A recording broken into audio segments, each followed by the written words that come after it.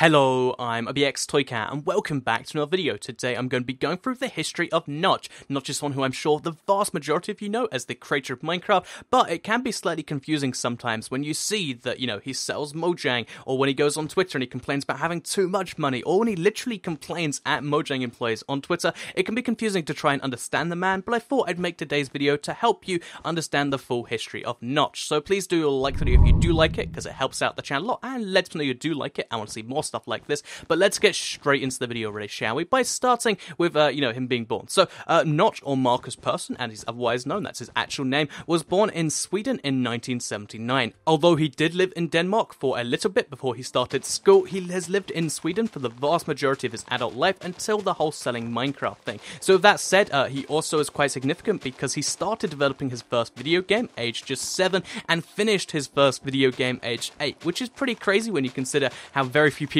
create video games aged 8, even with today's tools like, Unity that make it reasonably easy. So yeah, like a lot of other young kids, he really likes playing his games, but unlike a lot of other kids, he actually started making his own games very, very early on. One thing that's kind of interesting about Notch is that he is a member of Mensa, which he joined at some point after school, and Mensa, if you're not familiar, is a basically society for very intelligent people. To get into Mensa, you have to be in the top 2% of IQ scores, which means, if the average IQ score is 100, that means your IQ needs to be at least 130, and depending on some tests, up to 150. So the very minimum IQ that a Notch has is 130 to 150, which you might not think means too much. Again, the average is 100, that's not too much above it. But to go the opposite way, I believe if you go 30 points below the average, just 30, you're counted as an imbecile. So the difference between that and a regular human is what Notch is above the rest of us, and he might even have a much higher logic than that. So yeah, he's a part of a society designed to use human intelligence for the benefit of humanity, and I just think that's really, really cool and interesting, the fact that, not only is Notch a man who made something cool,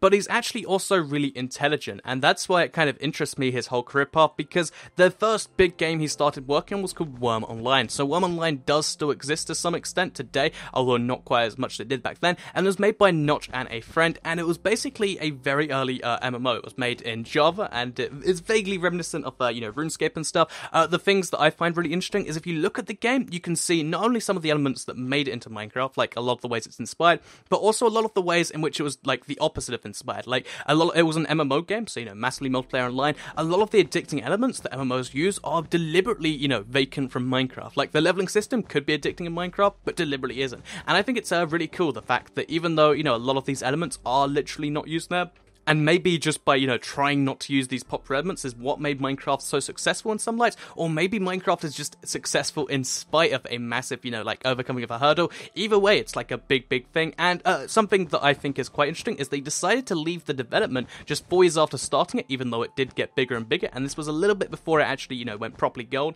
But yeah, so that was Worm Online, his first game. After this, he decided to start working for King.com. If you don't know, they're one of the biggest, they're a pretty big game developer.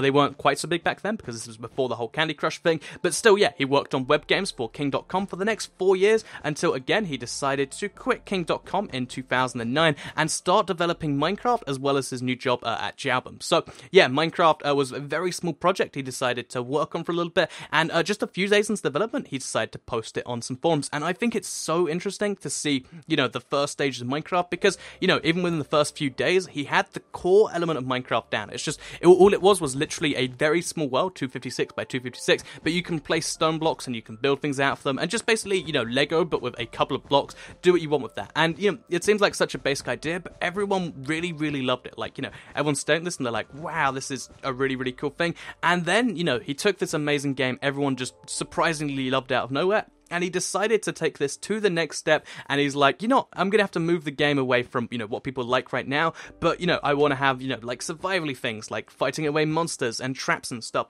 And he says that even though this is shifting the game from what people love, it might be the core concept. And it is. The core concept behind why survival is so interesting is because, you can do that building stuff, which is so addicting, but you also have all these other things to do, with that being the factor there. And, yeah, it's just so interesting to me that Notch made all these decisions, that seem so questionable, but yet they're what made Minecraft so interesting and perfect. So yeah, Notch kept developing Minecraft through 2009 into 2010, when he did leave his job at Jalbum to work full-time on Minecraft Minecraft, because the sales were coming close to 1 million at this point, and obviously 1 million sales, even at $10, which I think was the early alpha cost. It doesn't take a genius to work out what $10 times nearly 1 million is. So yeah, of course he decided to quit his main job and develop full-time on Minecraft. This was only until 2011 though, because in 2011, Jeb, who had been working with him for a little bit, was made the lead designer. This was deliberately timed so that the full release of the game was, under Notch's supervision, but then he passed the game over to Jeb. And I think this was the start of Notch's, losing passion for the game, maybe, because, Jeb, when he came along, he actually made some of the biggest features that were introduced in that 1.7, 1.8, 1.6 kind of time, such as all of the generated structures, the Stronghold, the Abandoned Mineshaft, all of that stuff was made by Jeb, as well as a lot of other big features in the game, the Pistons.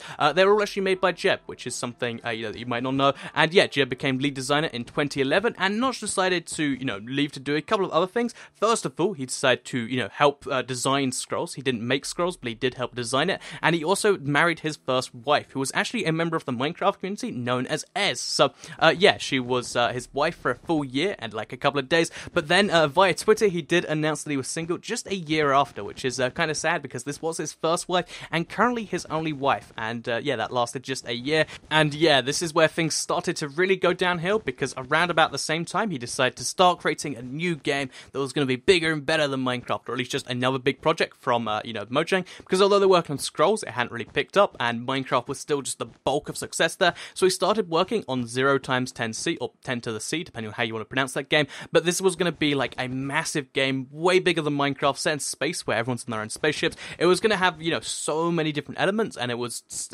billed as this massive game. But unfortunately, in 2013, he did have to cancel this. He realized he'd set himself a project too big. Minecraft, its simplicity is what makes it great. This game was going to be made great based on its complexity, which doesn't really work so well, and unfortunately he did have to cancel it. And yeah, like I mentioned, things kept on going downhill, because this is also where, because he's got a lot of celebrity, because Minecraft just grew and grew and grew, and with Notch at the head, because even though he wasn't lead developing it, he was the face of Mojang. He gained millions of Twitter followers, because the game went from 1 million sales back when he started working full-time in it, which is still a lot of sales, into at least 10 million on each platform, and now we're coming close to 100 million across all 3 platforms. And that is the point where, Notch has passed from being just a game developer of a successful game to a game developer of what is arguably the most successful game ever. It's got so much success in so many different ways.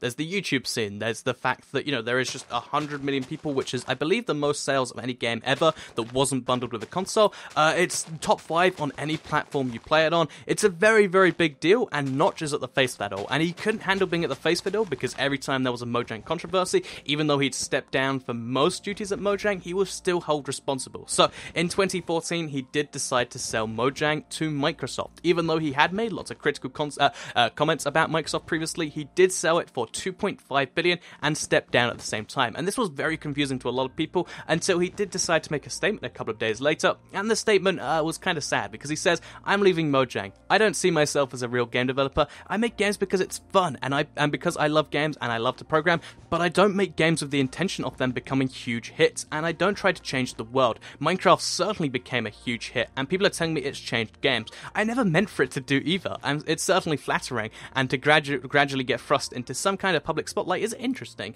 A relatively long time ago, I decided to step down from Minecraft development. Jens was the perfect person to take over leading it, and I wanted to try to do new things. At first, I failed by trying to make something big again, but since I decided to just stick to small prototypes and interesting challenges, I've had so much fun with work. I wasn't exactly sure how I fit into Mojang, where people did actual work, but since people said I was important for the culture, I stayed. I was at home with a bad cold a couple of weeks ago when the internet exploded with hate against me over some kind of EULA situation which I had nothing to do with. I was confused and didn't understand. I tweeted this in frustration. Later on, I watched This Is Phil Fish video on YouTube and started to realize I didn't have the connection to my fans I thought I had. I've become a symbol. I don't want to be a symbol, responsible for something huge I don't understand, that I don't want to work on, that keeps coming back to me. I'm not an entrepreneur. I'm not a CEO. I'm a nerdy computer programmer who likes to have opinions on Twitter. As soon as this deal is finalized, I will leave Mojang and go back to doing Ludum Dares and small web experiments. If I ever accidentally make something that seems to gain traction, I'll probably abandon it immediately. Considering the public image of me is already a bit skewed, I don't expect to get away from negative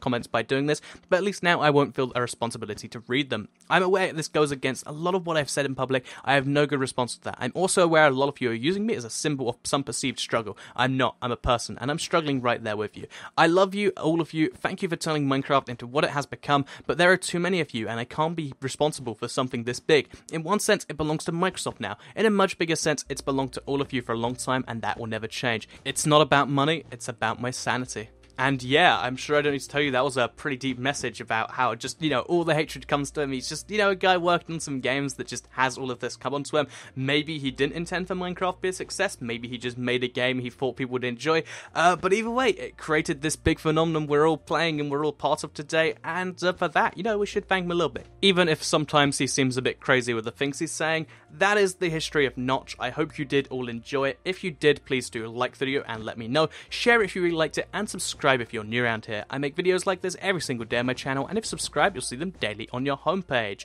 Thank you all for watching. Let me know in the comments down below what you think of Notch now. Has it changed your opinion, or is he still a bit of a, bad word insert here? The insert things he does here. So, yeah, let me know what you think about that in the comments. Thank you all for watching. I'll see you all in the next video, and have a nice day.